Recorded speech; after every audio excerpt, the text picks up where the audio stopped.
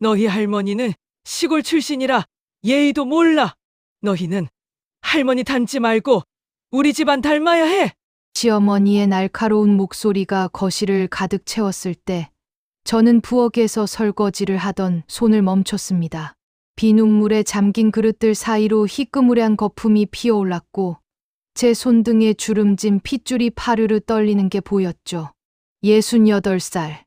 이 집 며느리로 산지 꼭 40년째 되는 해였습니다. 그날 아침은 추석을 일주일 앞둔 토요일이었습니다. 새벽 5시에 일어나 장을 보고 시어머니 드실 약을 챙기고 7시부터는 명절 음식 준비를 시작했죠. 아직 팔이 성한 것만 해도 감사해야 한다고 저는 스스로를 다독이며 물을 썰고 있었습니다. 엄마, 또 옳게 흉보세요? 큰 시누이 미숙의 목소리가 들려왔습니다. 45살인 그녀는 오늘도 명품 핸드백을 들고 친정에 왔더군요. 3번이나 이혼하고도 여전히 오빠 집을 제 집처럼 드나들면서요. 흉이 아니라 사실을 말하는 거지. 우리 태수가 불쌍해서 시골 처녀 데려다 키워준 건데 40년이 지나도 여전히 촌스럽단 말이야. 시어머니 박말순, 올해 91세. 여전히 목소리만큼은 젊은 사람 못지않게 힘이 넘쳤습니다. 특히 며느리인 저를 이야기할 때는 더욱 그랬죠. 저는 칼을 내려놓고 행주로 손을 닦았습니다. 40년 전 시집 첫날 시어머니가 건네주시던 바로 그 행주였습니다. 너는 평생 이 집 부엌일이나 해라. 그때 그 말과 함께요. 낡고 헤어진 행주를 만지작거리며 저는 속으로 중얼거렸습니다. 조금만 더 참자. 조금만 더. 하지만 마음 깊은 곳에서는 알고 있었습니다. 이 조금만 더가 벌써 40년째 계속되고 있다는 것을요. 할머니, 10살짜리 손녀 지우가 부엌으로 뛰어왔습니다. 천진난만하게 웃으며 제 앞치마를 잡아당기는 아이를 보니 가슴 한편이 따뜻해졌습니다. 하지만 곧 시어머니의 목소리가 아이를 불렀죠. 지우야, 이리 와! 할머니 말고 할만이라고 불러. 할머니는 우리 같은 집안 사람들이 부르는 거고 저 사람은 할만이야. 할머니와 할머니, 겨우 받침 하나 차이지만 그 안에 담긴 무게는 천금만근이었습니다. 엄마, 그래도 그렇지. 옳게 앞에서 그러시면 작은 시누이 미란이 조심스럽게 말했지만 시어머니는 코웃음을 쳤습니다. 뭐가 어때 사실인데. 우리 태수가 대학 다닐 때 얼마나 인기가 많았는데 하필 시골에서 올라온 장학생이랑 눈이 맞아가지고. 저는 다시 물을 썰기 시작했습니다. 도마 위에 칼날이 부딪히는 소리가 규칙적으로 울려 퍼졌죠. 똑, 똑, 똑. 마치 제 심장 소리 같았습니다. 시골 장학생. 그래, 나는 그렇게 이 집에 들어왔지. 40년 전 28배 저는 정말 아무것도 가진 게 없었습니다. 아니, 그렇게 보였습니다. 남루한 옷차림에 사투리 억양에 친정 속에도 시골에서 농사 짓는다는 말밖에 하지 못했으니까요. 하지만 그게 전부 거짓말은 아니었습니다. 제 아버지는 정말 땅을 가꾸는 일을 하셨으니까요. 다만 그 땅이 명성그룹 소유의 수백만 평이었다는 것, 아버지가 그 그룹의 회장이었다는 것을 말하지 않았을 뿐이죠. 옳게 거기서 뭐해? 빨리 점심 준비 안 해? 미숙의 재촉에 저는 고개를 끄덕였습니다. 네, 언니, 금방 할게요. 언니, 시누이를 40년간 언니라고 불렀습니다. 저보다 20살이나 어렸지만요. 오후가 되자 남편 태수가 회사에서 돌아왔습니다. 70세인 그는 여전히 작은 무역회사를 운영하고 있었는데 요즘 표정이 좋지 않았습니다. 현관문을 열고 들어서는 남편의 얼굴이 유독 창백해 보였죠. 여보, 괜찮아? 응, 좀 피곤하네. 남편은 힘없이 웃으며 거실로 들어갔고 곧바로 어머니와 누이들의 볼멘 소리가 터져 나왔습니다. 오빠, 회사는 잘 되고 있어.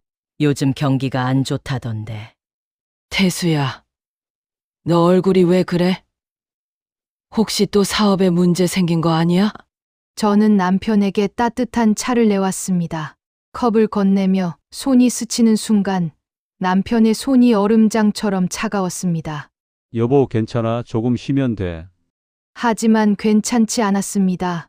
저녁 식사 중 남편이 갑자기 가슴을 움켜쥐더니 그대로 쓰러진 것입니다. 여보, 제가 비명을 지르며 달려갔지만 시어머니는 오히려 저를 밀쳐냈습니다. 비켜! 내가 뭘 안다고! 119가 도착하고 남편은 응급차에 실렸습니다. 따라가려는 저를 미숙이 막아섰죠. 올케는 집 지켜, 우리가 갈게.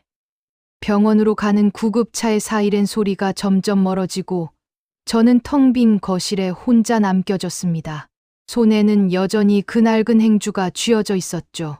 그날 밤 저는 처음으로 생각했습니다. 이제 그만해야 하는 거 아닐까? 40년이면 충분하지 않을까? 창밖으로 달빛이 스며들었고 어둠 속에서 저는 오래된 서랍을 열었습니다. 40년간 한 번도 꺼내본 적 없는 물건들이 그곳에 고이 잠들어 있었습니다. 명성그룹 회장의 딸이었던 제 과거를 증명하는 물건들이요. 병원에서 온 전화는 새벽 3시였습니다. 보호자분, 환자분이 급성 심근경색으로 응급수술을 받았습니다. 지금은 중환자실에 계십니다. 손이 덜덜 떨렸습니다. 핸드폰을 쥔 손가락 마디마다 하얀 힘이 들어갔죠. 당장 택시를 타고 병원으로 달려가려 하는데 미숙에게서 문자가 왔습니다. 올케, 내일 아침에 와. 지금은 면회 안 돼. 우리가 다 지키고 있으니까. 다 지키고 있다는 말이 가슴에 비수처럼 꽂혔습니다. 40년을 함께 산 아내는 빼고요. 잠을 이룰 수 없었습니다. 거실 소파에 앉아 남편과 찍은 오래된 사진들을 꺼내봤습니다. 젊은 시절, 아직 주름도 없던 우리의 모습. 그때는 정말 사랑만으로 충분하다고 믿었었죠. 여보, 당신, 괜찮은 거죠? 다음 날 아침 일찍 병원에 도착했지만 중환자실 앞에는 시어머니와 시누이들이 진을 치고 있었습니다. 어머님, 저도 들어가 봐도 될까요? 안 돼. 환자 상태가 안 좋은데 내가 들어가서 또 무슨 말을 할지 몰라. 시어머니의 말에 저는 할 말을 잃었습니다. 40년을 함께 살았는데 아직도 저를 믿지 못하신다는 거였죠. 하지만 더 큰 충격은 오후에 찾아왔습니다. 변호사라는 사람이 찾아와 말했습니다. 정태수 차장님 댁이 맞으십니까? 회사 어음이 묻어났습니다. 총 채무액이 10억 원입니다. 10억. 그 숫자가 귓가를 맴돌았습니다. 남편이 쓰러진 것도 아마 이 때문이었겠죠. 혼자 얼마나 괴로워했을까요? 담보로 잡힌 이 주택도 경매 절차가 시작될 예정입니다. 뭐라고? 이 집이 시어머니가 벌떡 일어났습니다. 그리고는 곧바로 저를 노려봤죠. 이것 봐. 내가 집안 살림을 제대로 했어야지. 40년 동안 뭐 했어? 남편이 돈 벌어오는 것만 축내고. 어머님, 닥쳐. 너 같은 게 무슨 며느리야. 시골에서 빈손으로 와가지고 평생 얻어먹고 살면서. 미숙이 한술 더 떴습니다. 올케, 솔직히 말해. 당신 숨겨둔 돈 있지?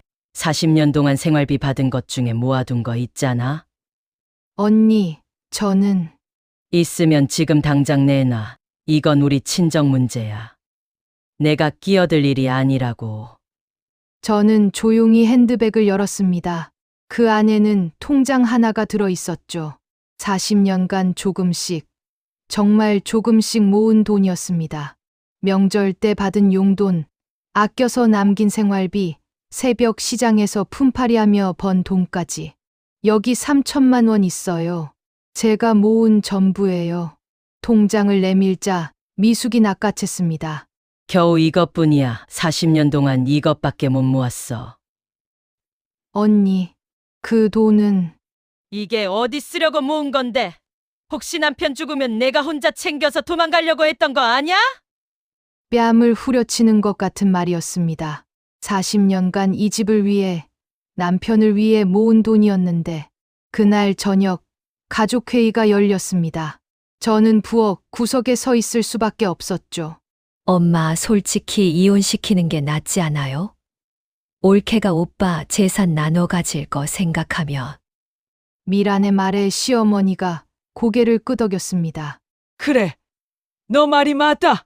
지금 이혼하면 재산분할 청구권도 없을 테니까. 정말 이혼하시는 거예요. 오빠가 깨어나시면 어떻게 하시려고요? 태수는 내가 설득할 거야. 어차피 저 여자는 우리 집안에 아무 도움도 안 됐잖아. 저는 벽에 기대선 채 눈을 감았습니다. 귓가로는 그들의 목소리가 계속 들려왔지만 이상하게도 아무 감정이 느껴지지 않았습니다. 40년간 너무 많이 들어서 이제는 무뎌진 걸까요? 그날 밤 저는 방 안에서 무릎을 꿇고 앉았습니다. 40년 전 시어머니가 주신 그 낡은 행주를 두 손으로 감싸 쥐었죠. 이 작은 천 조각에 얼마나 많은 눈물이 스며들었는지 이제는 그 무게조차 알 수 없었습니다. 이제 정말 끝을 내야 하는 걸까? 창밖으로 비가 내리기 시작했습니다. 빗소리에 섞여 어디선가 제 흐느낌이 들려오는 것 같았습니다. 아니, 정말로 저는 울고 있었습니다. 소리 없이. 사흘째 남편은 여전히 중환자실에 있었고 저는 여전히 면회조차 할 수 없었습니다. 보호자만 들어갈 수 있대요. 미란이 차가운 커피를 홀짝이며 말했습니다. 보호자. 40년을 함께 산 아내는 보호자가 아니라는 말인가요? 언니, 제발 한 번만이라도. 올케, 이해해. 지금 오빠 상태가 안 좋은데. 당신 얼굴 보면 스트레스 받을 수도 있잖아. 스트레스. 제 얼굴이 남편에게 스트레스라는 말이 가슴 깊숙이 박혔습니다. 병원 복도 벤치에 앉아 중환자실 문만 하염없이 바라봤습니다. 저 문 너머에 남편이 있는데 고작 몇 발자국 거리인데 저는 갈 수가 없었습니다. 여보, 당신은 지금 저를 보고 싶지 않은 건가요? 오후가 되자 집으로 돌아가라는 연락이 왔습니다. 택시를 타고 집에 도착했을 때 대문 앞에는 빨간 딱지가 붙어 있었습니다. 경매 시작 예고 공고였죠. 40년 살던 집마저. 현관문을 열고 들어서는데 이상한 느낌이 들었습니다. 뭔가 어수선했죠. 제 방으로 가보니 서랍들이 열려 있고 옷장도 뒤져진 상태였습니다. 이게 무슨... 전화벨이 울렸습니다. 미숙이었습니다. 올케, 혹시 숨겨둔 돈 있나 싶어서 좀 찾아봤어. 근데 정말 아무것도 없더라. 40년 동안 대체 뭘 한 거야? 제 사적인 공간을, 제 물건들을 마음대로 뒤졌다는 말에 손이 떨렸습니다. 언니, 그건 너무하신 거 아니에요? 뭐가 너무해. 지금 우리 집안이 망하게 생겼는데. 당신이라도 뭐 좀 보태야 하는 거 아냐? 전화가 끊겼습니다. 저는 흐트러진 방 안에 주저앉았죠. 이렇게까지 해야 하나. 그때 눈에 들어온 것이 침대 밑이었습니다. 시누이들이 찾지 못한 곳, 40년간 단 한 번도 열어본 적 없는 오래된 가죽 가방이 거기 있었습니다. 먼지를 털어내고 조심스럽게 지퍼를 열었습니다. 가장 먼저 나온 것은 낡은 가족 사진이었습니다. 명성그룹 본사 앞에서 찍은 사진이었죠. 가운데 서 있는 중년 남자가 제 아버지, 그 옆에 우아한 여자가 어머니, 그리고 25살의 제가 아버지 옆에 서 있었습니다. 사진 뒷면에는 아버지의 친필로 이렇게 적혀 있었습니다. 내 사랑하는 딸 수연에게 언제든 돌아오렴. 다음은 명함 한 장이었습니다. 명성그룹 법무팀 이사 김영철. 아버지가 가장 신뢰하는 변호사였죠. 명함 뒷면에는 아버지의 글씨로 전화번호가 적혀 있었습니다. 위급할 때 이 사람에게 연락해라. 그리고 낡은 봉투 하나. 그 안에는 제 이름으로 된 명성그룹 주식 증서가 들어 있었습니다. 액면가만 수백억 원이었죠. 마지막으로 나온 것은 아버지의 편지였습니다. 수연아, 내가 선택한 사랑을 존중한다. 하지만 힘들면 언제든 아버지에게 돌아오렴. 너는 명성그룹의 유일한 후계자이고 이 모든 것은 언젠가 내 것이 될 거야. 아버지는 항상 널 기다리고 있단다. 편지를 읽는데 눈물이 쏟아졌습니다. 40년 전 저는 이 모든 것을 뒤로 한 채 사랑하는 사람과 결혼했습니다. 아버지의 반대를 무릅쓰고 명성그룹 후계자라는 이름을 버리고요. 시댁 식구들이 진심으로 절 가족으로 받아준다면 이 비밀은 영원히 무덤까지 가져갈 생각이었어요. 하지만 40년이 지난 지금 저는 여전히 이 집의 며느리가 아니었습니다. 그저 무시해도 되는 시골 출신 여자, 쓸모 없어지면 버려도 되는 존재였죠. 저는 떨리는 손으로 그 오래된 명함을 집어들었습니다. 40년 만에 처음으로 그 번호를 눌렀죠. 여보세요. 김명철 변호사님 사무실입니까? 네. 그런데 누구십니까? 저 정수연입니다. 아니, 명성그룹 회장님의 딸 수연이요. 전화 너머로 잠깐의 침묵이 흘렀습니다. 그리고 놀란 목소리가 들려왔습니다. 수연님. 정말 수연님이십니까? 회장님께서 40년 동안 기다리셨습니다. 제가 지금 도움이 필요합니다. 지금 즉시 찾아뵙겠습니다. 계신 곳이 어디십니까? 주소를 알려주고 전화를 끊었습니다. 그리고 저는 다시 한번 그 낡은 행주를 꺼내 들었습니다. 어머님, 40년이면 충분히 긴 시간이었어요. 이제 제 인생을 찾아야 할 것 같아요. 저녁 무렵 고급 세단 한 대가 집 앞에 섰습니다. 정장을 입은 중년 남자가 내렸죠. 김명철 변호사였습니다. 40년의 세월이 흘렀지만 그는 저를 단번에 알아봤습니다. 수연님, 정말 오랜만입니다. 변호사님, 죄송합니다. 이렇게 연락드려서. 아닙니다, 회장님께서. 아니, 이제는 명예회장님이시죠. 돌아가시기 전까지 매일 따님 이야기를 하셨습니다. 아버지가 돌아가셨나요? 3년 전입니다. 임종 직전까지 따님이 돌아오시길 기다리셨습니다. 가슴이 무너져 내렸습니다. 아버지를 마지막 인사도 못하고 보내다니. 하지만 회장님께서 모든 것을 따님 명의로 남겨두셨습니다. 지금 명성그룹의 최대 주주는 수연님이십니다. 그날 밤 저는 결심했습니다. 더 이상 숨지 않기로, 더 이상 참지 않기로. 내일은 모든 것이 달라질 것입니다. 김명철 변호사가 돌아간 후 저는 밤새 잠을 이룰 수 없었습니다. 40년간 꽁꽁 숨겨두었던 비밀을 드러낸다는 것. 그것이 옳은 일인지 계속 고민했죠. 내가 정말 복수를 하려는 걸까? 아니면 그저 인정받고 싶은 걸까? 새벽 5시 휴대폰이 울렸습니다. 모르는 번호였죠. 여보세요? 정수연님 보호자십니까?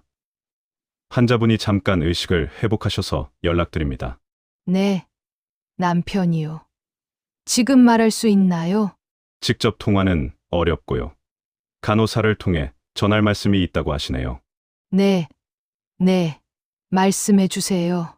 환자분이 서랍에 편지가 있다고 하시네요. 부인께 꼭 읽어달라고 하십니다. 전화를 끊자마자 저는 남편의 서재로 달려갔습니다. 오래된 책상 서랍을 열어보니 제 이름이 적힌 봉투가 있었습니다. 손이 떨렸습니다. 봉투를 뜯고 편지를 펼쳤죠. 남편의 익숙한 글씨체가 눈에 들어왔습니다. 수연에게 이 편지를 읽고 있다면 아마 내가 많이 아프거나 혹은 더 나쁜 상황일 거야. 미안해, 당신에게 말하지 못한 비밀이 있어. 나는 당신의 진짜 정체를 알고 있었어. 20년 전부터. 결혼 20주년 되던 해 우연히 당신 방에서 명성그룹 서류를 봤어. 처음엔 믿을 수 없었지. 내 아내가 평생 시골 출신이라며 작아지던 당신이 알고 보니 재벌가의 외동딸이었다니. 화가 났어. 왜 말하지 않았냐고. 하지만 곧 깨달았지. 당신이 왜 침묵했는지를. 우리 집안이 당신을 어떻게 대했는지 나는 다 알아.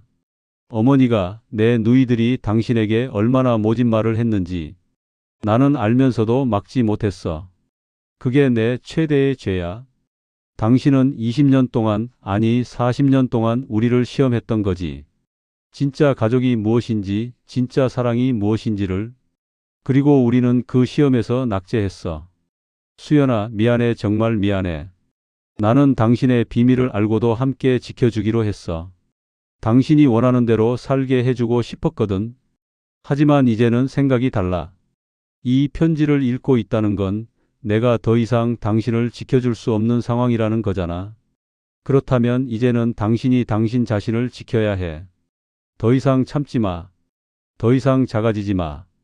당신은 명성그룹의 후계자이고 무엇보다 내가 평생 사랑한 자랑스러운 아내야. 이제는 당신의 진짜 모습으로 살아. 나는 그게 진심으로 보고 싶어. 미안하고 사랑해. 태수가. 편지를 읽는 동안 눈물이 멈추지 않았습니다. 20년. 남편은 20년 동안 제 비밀을 알고 있었던 거죠. 그리고 함께 지켜준 것입니다. 여보, 당신은 알고 있었군요. 그런데도 아무 말 없이 저는 편지를 가슴에 꼭 안았습니다. 40년 결혼 생활 중 가장 따뜻한 순간이었습니다. 그 순간 현관문이 열리는 소리가 들렸습니다. 시어머니와 시누이들이 돌아온 것이었죠. 올케, 너 왜 서재에 있어? 거기서 뭐 하는 거야? 미숙이 의심스러운 눈빛으로 저를 봤습니다. 저는 천천히 편지를 접어 주머니에 넣었습니다. 남편이 깨어났다고 연락이 왔어요. 뭐, 오빠가. 그럼 빨리 가봐야지. 시누이들이 부산하게 움직였습니다. 하지만 저는 침착하게 말했습니다. 저도 이번에는 함께 가겠어요. 뭐? 너는 안 돼! 어머님, 저는 40년간 남편의 아내였어요. 이번만큼은 제가 먼저 만나야 해요. 이 여자가 지금! 시어머니가 버럭 소리를 질렀지만 저는 물러서지 않았습니다. 처음이었습니다. 40년 만에 처음으로 제 목소리를 낸 것이. 어머님, 남편이 저를 찾았어요. 그리고 저는 주머니에서 편지를 꺼내 보였습니다. 남편은 모든 걸 알고 있었어요. 제가 누군지도. 무슨 소리야? 내가 누구? 시골 출신 계집의 주제에. 아니에요, 어머님. 저는 이제 떨리지 않는 목소리로 말했습니다. 저는 명성그룹 회장의 딸입니다. 그리고 이제부터는 그 사실을 숨기지 않을 거예요. 거실이 순간 정적에 휩싸였습니다. 명성그룹. 너가, 하하하. 미숙이 비웃었습니다. 하지만 그녀의 웃음은 곧 멈췄죠. 창밖으로 고급 세단 3대가 줄지어 들어오는 게 보였으니까요. 차에서 내린 사람들은 모두 정장을 갖춰 입은 비서팀이었습니다. 그들은 정중하게 허리를 숙이며 현관으로 들어왔습니다. 수연님, 명예회장님께서 보내신 분들입니다. 김명철 변호사가 앞장서서 들어왔습니다. 그의 뒤로 명성그룹 비서실장, 법무팀, 그리고 경호원들이 따라 들어왔죠. 저기 잠깐만요. 여기가 어디라고 함부로. 시어머니가 당황해서 말했지만 비서실장은 그녀를 거들떠보지도 않았습니다. 오직 저만을 보며 공손하게 고개를 숙였죠. 따님, 오랜 시간 고생 많으셨습니다. 명예회장님께서 돌아가시기 전 당부하셨습니다. 따님이 돌아오시면 최고의 예우를 갖추라고요. 아버지가 돌아가시기 전까지 매일 따님을 기다리셨습니다. 그리고 모든 것을 따님 명의로 남기셨습니다. 비서실장이 서류 가방을 열었습니다. 그 안에는 두툼한 서류 뭉치가 들어 있었죠. 이것은 명성그룹 지분 52%에 대한 주식 증서입니다. 따님은 현재 명성그룹의 최대 주주이십니다. 잠깐만. 이게 무슨 소리예요? 미란이 끼어들었습니다. 우리 올케가 명성그룹이라고. 그게 말이 돼요? 사실 확인이 필요하시다면 비서실장이 태블릿을 꺼내 화면을 보여줬습니다. 명성그룹 공식 홈페이지, 주주 현황 페이지였죠. 거기에는 명확하게 적혀 있었습니다. 최대주주 정수연구 명성수연, 지분율 52%. 시어머니의 얼굴이 창백해졌습니다. 그럼 정말로 네, 어머님. 저는 천천히 입을 열었습니다. 저는 명성그룹 창업주 명진호 회장의 외동딸입니다. 40년 전 사랑하는 사람과 결혼하기 위해 집을 나왔죠. 그럼 왜 지금까지? 보고 싶었어요. 어머님과 시댁 식구들이 저를 어떻게 대하는지. 저는 40년간 숨겼던 이야기를 꺼냈습니다.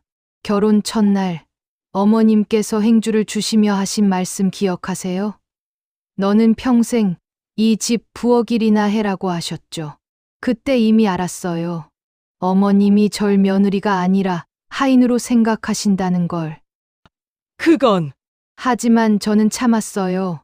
남편을 사랑했고 혹시나 하는 마음이 있었으니까요. 언젠가는 진심으로 저를 가족으로 받아주실 거라고 믿었죠. 저는 거실을 천천히 둘러봤습니다. 40년간 제가 닦고 또 닦았던 바닥, 제가 정성껏 가꾸었던 화분들, 제 손때가 묻은 모든 것들을요. 40년이 지났지만 어머님은 여전히 저를 시골 촌년이라고 부르셨어요. 손주들 앞에서 저를 부끄러워하셨죠. 그게 얼마나 아픈 일인지 아세요? 수연아, 나는 어머님, 저는 처음으로 시어머니의 눈을 똑바로 바라봤습니다. 저는 단 한 번도 어머님께 제 진짜 모습을 숨기고 싶지 않았어요. 하지만 어머님이 제게 그럴 기회를 주지 않으셨죠. 미숙이 갑자기 끼어들었습니다. 잠깐, 그럼 지금까지 우리가 네, 언니. 저는 미숙을 바라봤습니다. 언니가 3번 이혼하실 때마다 제가 위로금을 보냈어요. 명성그룹 비서실을 통해서요. 언니는 그게 오빠 돈인 줄 아셨겠지만 사실은 제 돈이었어요. 뭐라고? 미란 언니도 마찬가지예요. 언니 자녀들 학원비, 언니 남편 사업 자금 모두 제가 댔어요. 두 신우이의 얼굴이 하얗게 질렸습니다. 그럼 우리가 40년 동안 네, 언니들이 저를 무시하고 업신여기는 동안 저는 언니들의 생활을 책임지고 있었던 거예요. 거실은 완전한 침묵에 빠졌습니다. 시계 초침 소리만 또각또각 들릴 뿐이었죠. 김영철 변호사가 조용히 말했습니다. 수연님, 이제 병원으로 가시죠. 사장님께서 기다리고 계십니다. 네. 저는 핸드백을 들었습니다. 문으로 향하다가 시어머니에게 마지막으로 말했습니다. 어머님, 40년 동안 감사했습니다. 어머님 덕분에 배운 게 많아요. 진짜 품격은 지위에서 나오는 게 아니라는 것을요. 그리고 저는 고급 세단에 올라탔습니다. 40년 만에 처음으로 저를 따님이라고 부르는 사람들과 함께요. 차가 출발하자 백미러로 집이 점점 작아지는 게 보였습니다. 그 집에서 보낸 40년의 세월도 함께 작아지는 것 같았죠. 이제 남은 건 남편을 만나는 일이었습니다. 병원에 도착했을 때 중환자실 앞에는 여전히 시어머니와 시누이들이 있었습니다. 제가 먼저 도착한 줄 알았는데 그들은 더 급하게 달려온 모양이었죠. 안 돼. 올케는 들어갈 수 없어. 미숙이 중환자실 문 앞을 막아섰습니다. 하지만 이번에는 명성그룹 경호팀이 저와 함께였죠. 비켜주십시오. 누구세요, 당신들은? 여기는 환자 가족만. 저분이 환자의 법적 배우자이십니다. 면회할 권리가 있습니다. 경호원의 단호한 목소리에 미숙이 물러섰습니다. 저는 40년 만에 처음으로 당당하게 중환자실로 들어갔습니다. 침대에 누워있는 남편의 모습이 보였습니다. 산소 마스크를 쓰고 있었지만 그는 저를 보자 손을 들어 올렸습니다. 여보, 저는 남편의 손을 잡았습니다. 차갑고 힘없는 손이었지만 그 손이 제 손을 꼭 쥐었죠. 편지 읽었어요? 네, 읽었어요. 미안해, 진작 말했어야 했는데. 아니에요, 여보. 당신은 잘못한 게 없어요. 남편의 눈에서 눈물이 흘러내렸습니다. 당신이 얼마나 힘들었을지 나는 알면서도 괜찮아요. 이제 다 끝났어요. 하지만 끝나지 않았습니다. 중환자실 밖에서 고함 소리가 들려왔으니까요. 내 아들 재산은 내 거야. 내가 무슨 권리로? 시어머니의 목소리였습니다. 저는 남편의 손을 천천히 놓고 밖으로 나갔습니다. 복도에는 시어머니와 시누이들, 그리고 변호사로 보이는 사람까지 와 있었습니다. 옳게. 아니 정수연 씨. 미숙이 냉소를 띠며 말했습니다. 당신이 아무리 재벌가 딸이라도 우리 오빠 재산은 법적으로 우리 거예요. 당신 친정 돈이랑은 상관없다고요. 언니 말이 맞아요. 저는 차분하게 대답했습니다. 남편의 재산은 법적으로 저와 남편이 함께 나누는 거죠. 그것 봐. 그러니까 당신은 손 떼라고. 하지만 저는 김영철 변호사를 바라봤습니다. 그가 서류 가방을 열었죠. 문제는 그 재산의 출처예요. 출처. 그게 무슨 소리야? 40년 전 남편분이 처음 사업을 시작하실 때 자금은 어디서 났을까요? 저는 서류 하나를 꺼냈습니다. 이건 40년 전 중소기업 창업 자금 5천만 원에 대한 송금 기록이에요. 보내는 사람은 명성그룹 비서실, 받는 사람은 정태수. 그게 뭔데? 그리고 이건 15년 전 회사 확장 자금 3억 원, 10년 전 공장 증설 비용 5억 원, 모두 명성그룹에서 보낸 거예요. 저는 서류를 한 장 한 장 펼쳤습니다. 총액 20억 원, 40년간 남편 회사에 투자된 모든 돈은 제 친정에서 나온 거예요.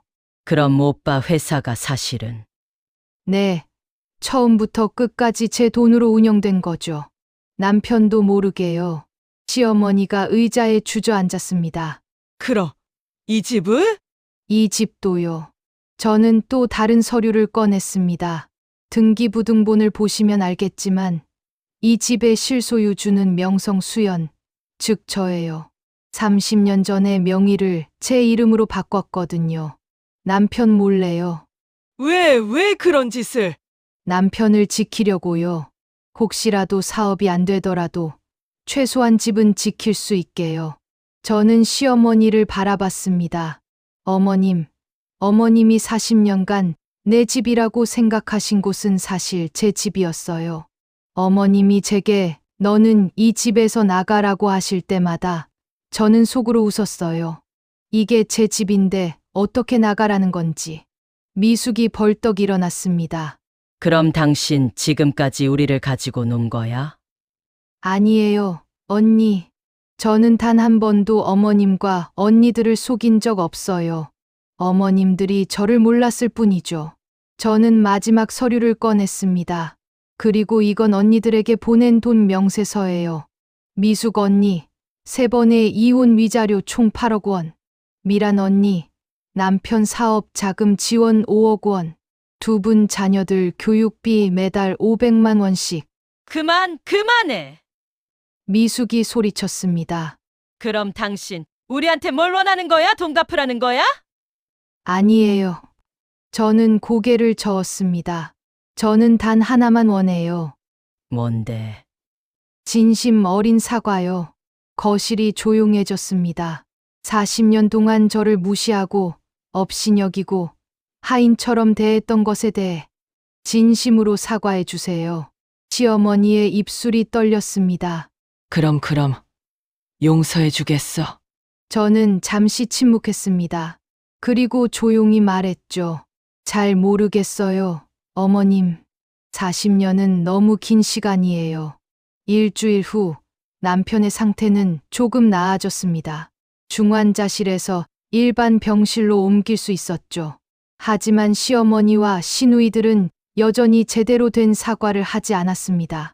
대신 그들은 다른 방법을 찾았습니다. 주변 친척들을 동원해서 저를 압박하기 시작한 거죠. 수연아, 그래도 시어머니인데 어떻게 그럴 수 있니? 40년을 함께 살았는데 이제 와서 그런 식으로 나오면 안 되지. 돈이 뭐라고 가족이 더 중요하지 않니? 친척들의 전화가 하루에도 수십 통씩 왔습니다. 하지만 저는 흔들리지 않았습니다. 가족이 중요하다고요? 그럼 40년 동안 저를 가족으로 대해 주셨나요? 그러던 어느 날 남편이 퇴원했습니다. 집으로 돌아가는 차 안에서 남편이 제 손을 잡았죠. 여보, 이제 정말 끝낼 거야? 여보, 어머니와 내 누이들이 잘못한 건 맞아. 하지만 그래도 가족이잖아. 저는 창밖을 바라봤습니다. 40년간 수없이 지나다녔던 이 길이 오늘따라 낯설게 느껴졌습니다. 여보, 저는 40년간 가족이 되려고 노력했어요. 하지만 그들은 단 한 번도 저를 가족으로 여기지 않았어요. 알아, 나도 알아. 미안해. 집에 도착했을 때 시어머니와 시누이들이 현관에 나와 있었습니다. 남편을 보자 그들은 부산하게 움직였죠. 오빠, 괜찮아? 태수야, 엄마가 얼마나 걱정했는지 아니? 하지만 남편은 그들을 제치고 저를 먼저 챙겼습니다. 여보, 들어가자. 거실로 들어가자 시어머니가 소파에 앉으라며 제 손을 잡았습니다. 40년 만에 처음 있는 일이었죠. 수연아, 그동안 고생 많았다. 어머님, 내가 잘못했어. 진심이야. 하지만 저는 알 수 있었습니다. 시어머니의 눈에는 진심이 없었어요. 그저 아들과 재산을 지키기 위한 연기일 뿐이었죠. 저는 조용히 손을 뺐습니다. 어머님, 기다려 주세요. 제가 보여드릴 게 있어요. 방으로 들어가 서랍을 열었습니다. 40년 전 시어머니께서 주셨던 그 낡은 행주를 꺼냈죠. 그 행주는 너무 오래되어 곳곳이 닳아 있었습니다. 거실로 돌아와 저는 그 행주를 시어머니 앞 탁자 위에 조심스럽게 놓았습니다. 어머님, 이거 기억하세요? 시어머니의 얼굴이 굳었습니다. 이건 40년 전 제가 시집 온 첫날 주신 행주예요. 그때 어머님께서 하신 말씀 기억하세요? 수연아, 그건 너는 평생 이 집 부엌일이나 해라. 저는 천천히 말을 이었습니다. 저는 40년 동안 이 행주 하나로 이 집의 모든 설거지를 했어요. 새벽 5시부터 밤 11시까지요. 명절 때는 밤을 새우기도 했죠. 거실이 조용해졌습니다. 40년 동안 제 손은 이렇게 거칠어졌어요. 저는 제 손을 들어 보였습니다. 주름지고 굳은 살이 박힌 손이었죠. 하지만 어머님은 단 한 번도 고맙다, 수고했다는 말씀을 해주시지 않았어요. 수연아, 나는 어머님, 저는 그것도 참을 수 있었어요. 왜냐하면 사랑하는 남편이 있었으니까요. 저는 남편을 바라봤습니다.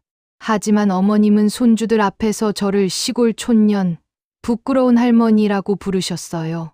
제가 얼마나 아팠는지 아세요? 수연아, 제 손자 지우가 학교에서 너희 할머니는 이상해라는 말을 듣고 울면서 왔을 때 제 가슴이 얼마나 찢어지는 것 같았는지 아세요? 시어머니가 고개를 숙였습니다. 미안하다. 어머님, 저는 그 낡은 행주를 들어 올렸습니다. 이제 이 행주 돌려드릴게요. 수연아, 그게 무슨... 저는 더 이상 이 집 며느리가 아니에요. 뭐라고? 미숙이 벌떡 일어났습니다. 옳게 정신 차려. 오빠는 어떡하고. 언니, 걱정 마세요. 남편은 제가 책임질게요. 저는 남편을 바라봤습니다. 여보, 우리 새로 시작해요. 당신과 저, 단둘이요. 남편의 눈에 눈물이 고였습니다. 여보, 저는 40년 동안 이 집의 며느리로 살았어요. 하지만 이제는 제 인생을 살고 싶어요. 명성그룹 회장의 딸로서, 그리고 당신의 아내로서요. 저는 시어머니를 마지막으로 바라봤습니다. 어머님, 40년간 감사했습니다. 덕분에 많이 배웠어요. 사람을 겉모습으로 판단하면 안 된다는 것. 진짜 품격은 돈이나 지위에서 나오는 게 아니라는 것을요. 시어머니의 얼굴이 창백해졌습니다. 수연아, 정말 우리를 떠나겠다는 거니? 네, 어머님. 이제 저는 제가 있어야 할 곳으로 갈 거예요. 저는 남편의 손을 잡았습니다. 여보, 가요. 우리 집으로. 우리 집. 네, 명성그룹에서 준비한 우리만의 집이요. 그날 저는 40년간 살았던 집을 나왔습니다. 뒤돌아보지 않았습니다. 그럴 필요가 없었으니까요. 행주는 그 집에 두고 왔습니다. 40년간의 서름과 함께요. 2달 후, 저와 남편은 서울 한남동의 새 집으로 이사했습니다. 명성그룹에서 마련해준 펜트하우스였죠.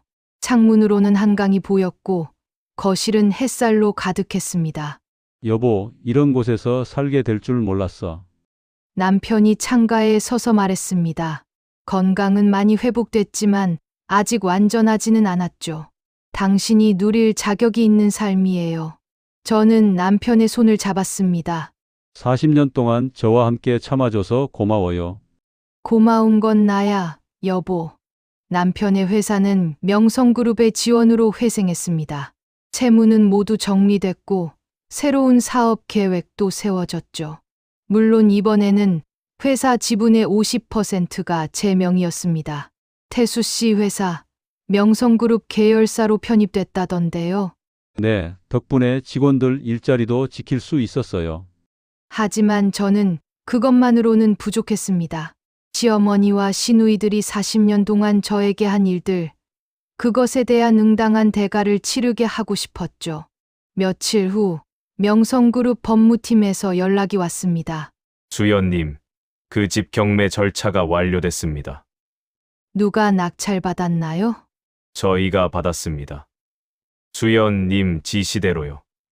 그렇습니다. 시어머니가 살던 그 집은 제 소유였지만 경매를 통해 명성그룹이 정식으로 매입한 것이었죠. 어머님께 전해주세요. 6개월 안에 나가시라고요. 알겠습니다. 며칠 후 시어머니에게서 전화가 왔습니다. 수연아, 정말 우리를 이렇게 할 거니? 어머님, 저는 어머님께 충분한 시간을 드렸어요. 6개월이면 새 집을 구하시기에 넉넉하죠. 하지만 우리가 어디서 살란 말이야? 그건 어머님이 생각하실 문제예요. 40년 동안 저를 나가라고 하실 때는 제가 어디서 살지 생각하셨나요? 전화가 끊겼습니다. 한편 시누이들의 상황도 달라졌습니다. 명성그룹에서 보내던 매달 지원금이 끊긴 거죠. 올케, 아니 수연 씨, 우리 집 생활비는 어떡하라고. 미숙이 전화로 울부짖었습니다. 언니, 이제부터는 언니가 일해서 버세요. 내가 무슨 일을, 나는 평생 일 안 하고 살았는데. 그럼 배우세요. 저도 40년 동안 이 집안일을 배워가며 했어요. 미란도 비슷한 전화를 했습니다. 수연아, 우리 애들 학원비는? 미란 언니, 국공립학교도 좋아요. 저도 장학금 받으며 대학 다녔어요. 하지만 우리 애들은? 언니, 진짜 품격은 명품 학원에서 배우는 게 아니에요. 하나씩 정리가 되어 갔습니다. 40년간 제가 당했던 일들에 대한 응당한 대가였죠. 그러던 어느 날 시어머니가 직접 찾아왔습니다. 명성그룹 본사 회장실로요. 수연아, 시어머니는 예전의 기세가 완전히 꺾여 있었습니다. 비싼 옷 대신 평범한 옷을 입고 화려한 보석 대신 소박한 목걸이만 하고 계셨죠. 어서 오세요, 어머님. 저는 정중하게 인사했습니다. 비서가 차를 내왔지만 시어머니는 손을 대지 못했어요. 수연아, 나 정말 잘못했어. 이번에는 달랐습니다. 시어머니의 눈에 진짜 눈물이 있었어요. 40년 동안 너를 어떻게 대했는지 이제야 알겠어. 내가 얼마나 못된 시어머니였는지. 어머님, 너 없이 살아보니까 알겠더라. 40년 동안 내가 얼마나 많은 걸 해줬는지. 새벽에 일어나서 밥 차리고 청소하고 빨래하고 그게 얼마나 힘든 일인지. 시어머니가 손을 내밀었습니다. 수연아, 용서해 줄 수 있겠니? 저는 시어머니의 손을 바라봤습니다. 40년 전 그 손이 제게 행주를 건넸었죠. 어머님, 저는 천천히 말했습니다. 용서는 할 수 있어요.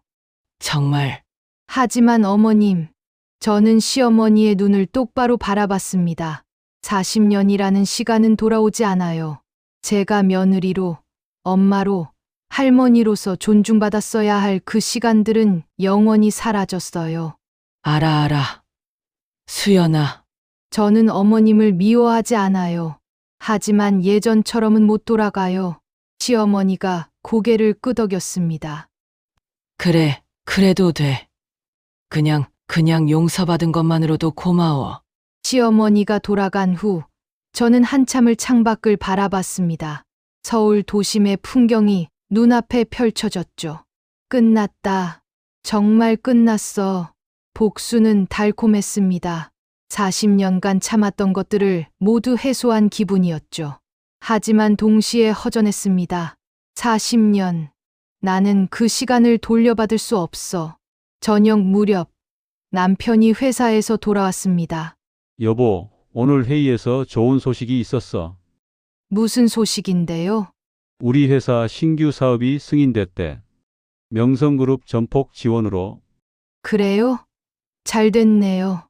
하지만 제 목소리에는 기쁨이 없었습니다. 남편이 제 손을 잡았죠. 여보, 괜찮아? 네.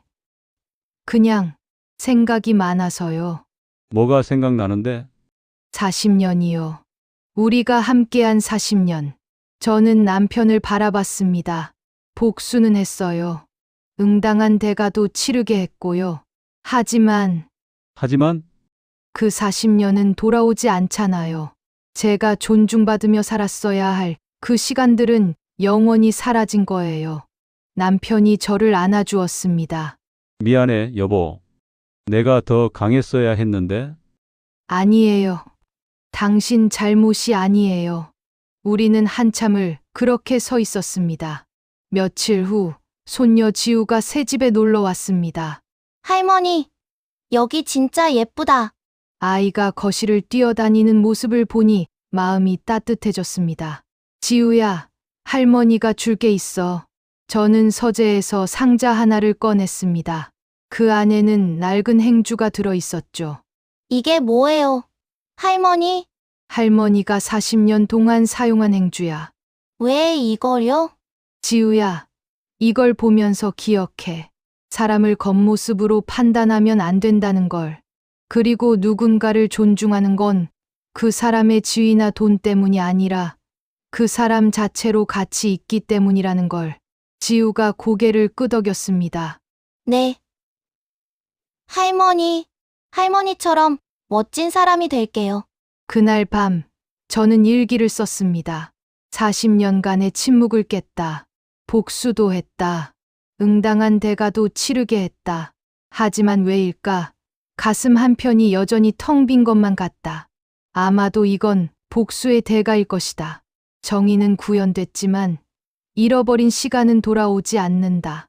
40년. 내가 며느리로서, 엄마로서, 할머니로서 존중받으며 살았어야 할 그 귀한 시간들. 하지만 후회하지 않는다. 적어도 이제는 당당하다. 더 이상 누군가에게 고개 숙이지 않아도 된다. 남은 인생은 나를 위해 살겠다. 그리고 나를 진심으로 사랑하는 사람들과 함께. 이게 내가 얻은 것이고, 이게 40년의 값이다. 창밖으로 달이 밝게 빛나고 있었습니다. 새로운 시작의 밤이었습니다. 복수는 달콤했지만 그 뒤에 남은 여운은 씁쓸했습니다. 하지만 그게 인생이겠죠. 완벽한 해피엔딩은 없는 것. 저는 그저 제 선택의 결과를 받아들일 뿐이었습니다. 당당하게, 그리고 떳떳하게. 지금까지 제 이야기를 들어주셔서 감사합니다. 이 영상을 보시는 여성분들 중에서도 저와 같은 처지에 있는 분들이 있을 거라 생각합니다. 항상 응원합니다. 40년이라는 긴 시간 동안 정말 힘들었지만 지금은 개운하네요. 구독자 여러분들의 영원한 안녕을 빌어봅니다. 감사합니다.